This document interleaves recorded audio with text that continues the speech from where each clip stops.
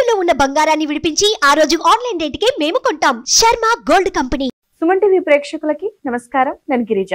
December 1 నుంచి 15వ తేదీ వరకు ద్వాదశ రాశుల ఫలితాలు ఎలా ఉన్నాయో తెలిపేందుకు ప్రముఖ జ్యోతిష్య పండితులు బ్రహ్మశ్రీ నందిభట్ల శ్రీహరి శర్మ గారు ఉన్నారు.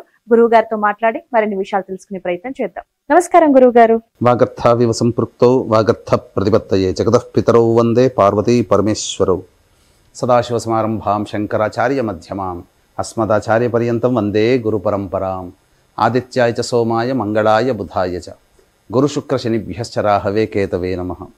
శృంగేరి జగద్గురు పీఠాధిపతులకి కంచి పీఠాధిపతులకి నమస్కారములు తెలియజేసుకుంటూ కార్యక్రమాన్ని ప్రారంభిద్దాం. గురుగారు, డిసెంబర్ మాసంలో 1 నుంచి 15వ తేదీ వరకు సింహరాశి వారికి ఎలా ఉండబోతుంది అంటారు గురుగారు? సింహరాశి వారికి డిసెంబర్ 1వ తారీఖు నుంచి 15వ తారీఖు వరకు ఏ విధంగా ఉండబోతుందో తెలుసుకునే ముందు గ్రహ సంచారం తెలుసుకుందాం. రాశి నుంచి 2వ ఇంట కేతువు, అష్టమ స్థానంలో రాహు, సప్తమ స్థానంలో శని, అలాగే షష్టమ ముందు శుక్రుడు 3వ తారీఖు నుంచి ప్రయాణం, అలాగే రవి బుధులు చతుర్థ స్థానముందు, లాభస్థానమందు గురువు మరియు వ్యయస్థానమందు కుజుడు. ఈ యొక్క గ్రహ సంచారాన్ని కనుక పరిశీలన చేసినట్లయితే వ్యయ కుజ సంచార ప్రభావము చేత ఈ యొక్క సింహరాశి వారికి 1వ తారీఖు నుంచి 15వ తారీఖు వరకు అనుకున్న పనులన్నీ కూడాను ఆలస్యం అవుతూ ఉంటాయి. ఎక్కువగా ఖర్చులు చేయాల్సినటువంటి పరిస్థితి వస్తుంది. సమయానికి డబ్బు అందక ఇతరుల దగ్గర మీరు రుణము తీసుకోవాల్సిన పరిస్థితులు మీకు ఏర్పడతాయని చెప్పవచ్చు.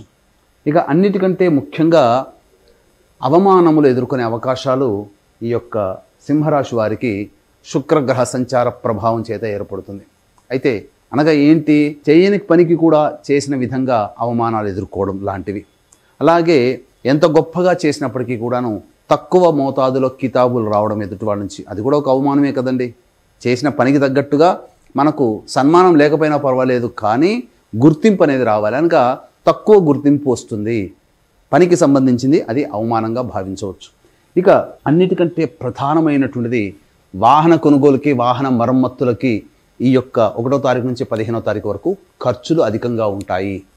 మీ ముందు ఒక మాట, మీ తర్వాత ఇంకొక మాట మాట్లాడే వ్యక్తులే మీకు తరచూ గోచరమవుతుంటారు. కాబట్టి జాగ్రత్తలు పాటించండి. ఇక అన్నిటికంటే ప్రధానంగా గమనించాల్సినటువంటి అంశం ఏంటంటే ఈ యొక్క గురుగ్రహ ప్రభావము చేత బాధ్యతలు మరింత పెరుగుతాయి. ఎందుకనంటే దశమ గురు ప్రభావము ఎక్కువగా గోచరమవుతుంది, దశమ నుంచి 9వ స్థానం. కాబట్టి పూర్వీకుల ఆస్తికి సంబంధించినటువంటిది కావచ్చు, లేదా మీరు సంపాదించి పెట్టుకున్నటువంటి ఆస్తులకు సంబంధించి కావచ్చు, ఏదైనా కానీ ఫిక్స్డ్ అసెట్స్ అయినా కానీ, ఫిక్స్డ్ డిపాజిట్స్ అయినా కానీ, ఏవైనా కానీ బదిలీ చేయాల్సినటువంటి పరిస్థితులు ఈ యొక్క సింహరాశి వారికి గోచరమవుతున్నాయి.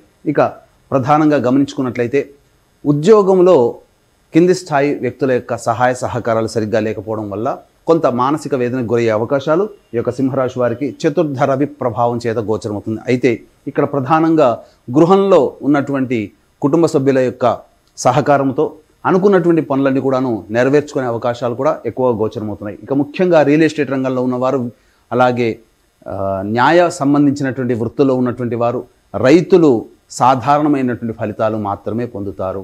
కాబట్టి ఎక్కువగా ఇన్వెస్ట్మెంట్ చేసి కొత్త కొత్త ప్రయోగాలు, కొత్త కొత్త వ్యాపారాలకి ఇన్వెస్ట్మెంట్ చేయడం కంటే ఉన్న వాటినే సర్దుకోవడం చాలా మంచిదనేటువంటి విషయం గుర్తుంచుకోవాలి. ఇక ఫుడ్కు సంబంధించినటువంటి బిజినెస్లో hotel, restaurant, FMCG products, super markets, అలాగే ఎడ్యుకేషనల్ ఇన్స్టిట్యూషన్స్, జ్యువెలరీ రంగంలో ఉన్నటువంటి వారికి సాధారణం కంటే కూడా ఎక్కువగా ఆశించిన మేర కంటే ఎక్కువగా శుభ ఫలితాలు అనేటువంటివి పొందుతారని చెప్పవచ్చు. అయితే ప్రధానంగా చూసుకున్నట్లయితే ఈ యొక్క కేతుగ్రహ సంచారము, రాహుగ్రహ సంచార ప్రభావం చేత కొన్ని ప్రయత్నాల్లో ఆటంకాలు అనేటువంటి ఉండడం, అలసట తొందరగా రావడము, కంటికి సంబంధించినటువంటి సమస్యలు పెరగడం లాంటివి గమనించవచ్చు. ఇక గమనించుకున్నట్లయితే ఇక్కడ ప్రధానంగా మిగతా గ్రహాల సంచారం ఏ విధంగా ఉన్నప్పటికీ కూడాను గురుగ్రహ యొక్క సంచార ప్రభావం మిమ్మల్ని ఎల్లవేళలా కాపాడుతుంది. కాబట్టి దైవానుగ్రహము అనేటువంటిది తప్పనిసరి. అయితే ఇక్కడ చూసుకున్నట్లయితే గ్రహ గమనము, గ్రహ సంచారము శుభ అశుభ అనగా లాభము లేదు నష్టము లేదు అన్నట్టుగా సాఫీగా ఈ 15 రోజుల పాటు సాగుతుందని చెప్పవచ్చు. అయితే ఇక్కడ ఈ యొక్క సింహరాశిలో జన్మించినటువంటి వారికి 1వ తారీఖు నుంచి 15వ తారీఖు వరకు ఏ విధంగా ఉండబోతుంది అనేటువంటి విషయం గురించి చూసుకున్నట్లయితే ఆ యొక్క డేటా ప్రకారం చూసుకున్నట్లయితే ఎప్పుడు ఖర్చులు అధికంగా ఉంటాయి, ఎప్పుడు ఆదాయం అధికంగా ఉంటుందనే విషయాల గురించి తెలియజేసుకుందాం. 1వ తారీఖు 2వ తారీఖు కనుక చూసుకున్నట్లయితే వాహన మరమ్మతులకి, అలాగే వాహనానికి ఇంటికి సంబంధించినటువంటి గృహ మరమ్మతులకి ఖర్చులు అధికంగా ఉంటాయి. ఎంత పని చేసినా సంతోషం అనేటువంటిది ఉండదు. తల్లిగారి ఆరోగ్యం పట్ల శ్రద్ధ వహించాల్సినటువంటి పరిస్థితి.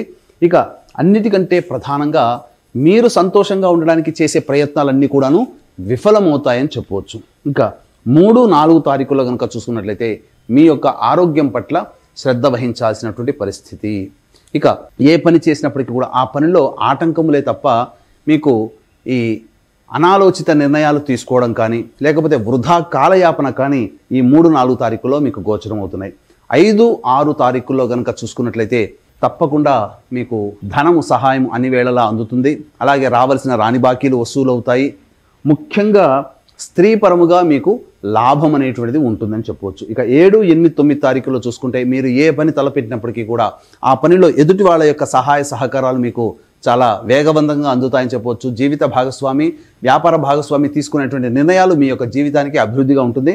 ఆ జీవిత లేదా వ్యాపార భాగస్వాముల ద్వారా కొంత లబ్ధిని కూడా మీరు పొందుతారని చెప్పవచ్చు. ఇక 10, 11 తారీఖుల్లో కనుక చూసుకున్నట్లయితే ప్రధానంగా మానసికమైనటువంటి ప్రశాంతత లోపిస్తుంది. చికాకుగా ఉంటారు. ఏ పని చేస్తున్నామో ఎందుకు చేస్తున్నామో ఒక రకంగా చెప్పాలంటే కోపోద్రిక్తమైనటువంటి సంఘటనలు చోటు చేసుకుంటాయి. ఒక జిగ్జాగ్గా ఉంటుంది. కాబట్టి ఈ యొక్క 10, 11 తారీఖుల్లో ఎటువంటి ప్రధానమైనటువంటి నిర్ణయాలు తీసుకోకపోవడమే చాలా మేలనేటువంటి విషయాన్ని గమనించుకోవాలి. ఇక 12, 13 తారీఖుల్లో కనుక చూసుకున్నట్లయితే సంతానం మూలకంగా ఖర్చులు సమస్యలు పెరుగుతాయి. సంతానం మూలకంగా విభేదాలు పెరుగుతాయి. కాబట్టి జాగ్రత్తలు పాటించాల్సినటువంటి పరిస్థితి.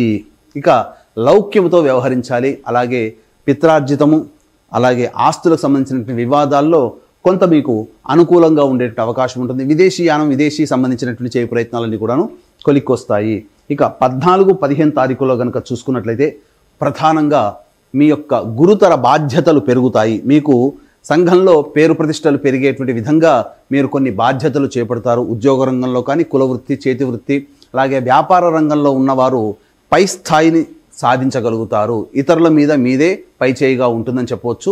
ఒక సమాజంలో ఒక ప్రత్యేక గుర్తింపు ఈ 14, 15 తారీఖుల్లో మీకు గోచరమవుతుంది. ధనం కూడా సకాలానికి మీకు ధనం కూడా చేకూరుతుందని చెప్పవచ్చు. ఇక ఏతవాత చెప్పొచ్చేది ఏంటంటే మిశ్రమమైనటువంటి ఫలితాలు ఈ సింహరాశి వాళ్ళు పొందుతారు. కాబట్టి దైవానుగ్రహం అనగా శత్రు సమస్యలే అధికంగా ఉన్నాయి కాబట్టి దైవానుగ్రహం చేత వాటిని నిర్మూలించుకోవచ్చు. ఇట్టి దైవానుగ్రహం ఈ అందరికీ ఉండాలనే సదుద్దేశంతో డిసెంబర్ 2వ తారీఖు రోజున శ్రీశైల క్షేత్రంలో కానీ గోకర్ణ క్షేత్రంలో కానీ డిసెంబర్ 15వ తారీఖు రోజున మహామహిమాన్వితమైనటువంటి కాశీ క్షేత్రంలో మీ జాతకరీత్యా కలుగు విద్య, వివాహ, ఉద్యోగ, దాంపత్య, సంతాన, అనారోగ్య సమస్యల నివారణకి మరియు గోచారరీత్యా కలుగు వృషభ, మిథున, కర్కాటక, సింహతుల, వృశ్చిక, మకర, కుంభమీన రాశిలో జన్మించిన వారికి శనిదోష పరిహారార్థమై సర్వదోష నివారణ పూజలు ఒక్కొక్క క్షేత్రంలో పర్ హెడ్ 1500 రూపాయలకి చేయించడం జరుగుతుంది.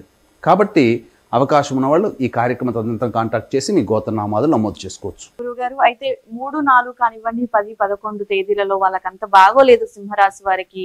ఆరోగ్య పరిస్థితులు కాస్త అంటే అనారోగ్య పాలయ్యే అవకాశాలు ఉన్నాయని తెలియజేశారు కదా.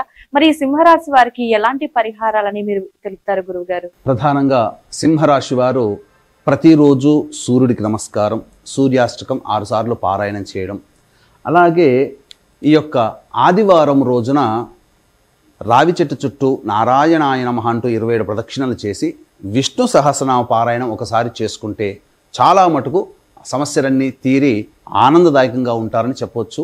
అయితే ఇవన్నీ కూడా చెప్పేటువంటి గోచార రీత్యా కలిగేటువంటి ఫలితాలు.